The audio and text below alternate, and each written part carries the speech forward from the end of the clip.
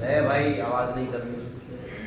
अल्हम्दुलिल्लाह अल्हम्दुलिल्लाह الذي قال في القرآن المجيد أطيعوا الله ورسوله وأصلي وأسلم على النبي الأمي الذي قال عنه ربه لقد كان لكم في رسول الله أسوة حسنة.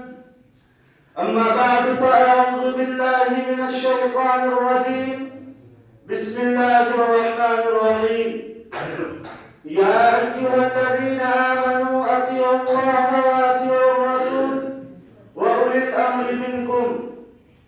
إخواني البررة، رئيس الاحتفال الموقر وزملائي في الدروس، إني في لهف واشتياق شديد إلى أن أتحدث بين أيديكم حول موضوع سيرة النبي المصطفى صلى الله عليه وسلم في أسلوب جيد وعبارات مختصرة، فالرجاء منكم جميعا أن تستمعوا إلى خطبتي.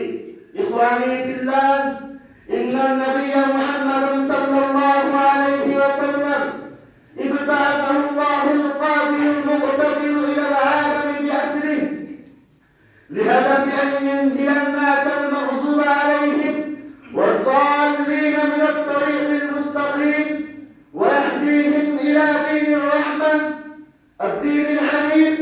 والنبي الكريم صلى الله عليه وسلم هو أفضل الرسل والأنبياء عليهم ألف تحية وسلام.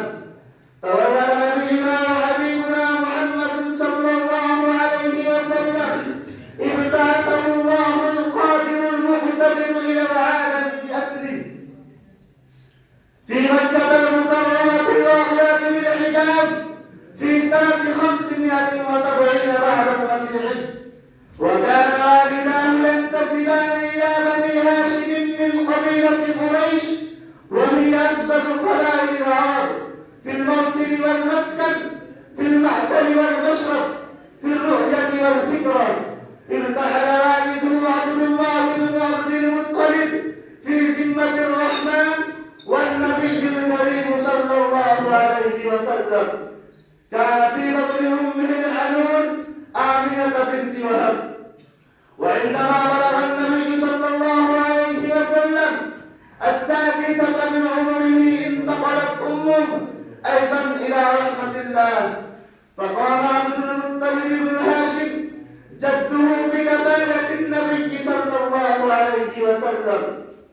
ولما بلغ 8 أعوام من سنه انتقل جده عبد المطلب أيضا إلى رحمة الله، فكفله عم النبي الكريم أبو طالب.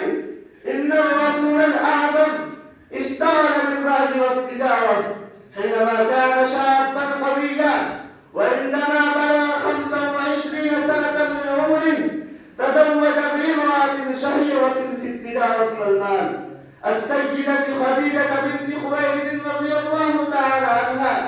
وكان النبي صلى الله عليه وسلم يتعبد ربه في وادي حراء خارج مكة بالكل عن شهرا كاملا. أنزل الله تعالى الوحي على قلب حبيبه في حراء وسنه 40 سنة كاملة، وكان ذلك في ليلة القدر التي خير من 1000 شهر، كما يقول الله تعالى جل ذكره وعلى شأنه في سورة القدر: إنا أنزلناه في ليلة القدر وما أدراك ما ليلة القدر، ليلة القدر خير من 1000 شهر. وبذا أختتم كلامي، والسلام عليكم ورحمة الله وبركاته. محمود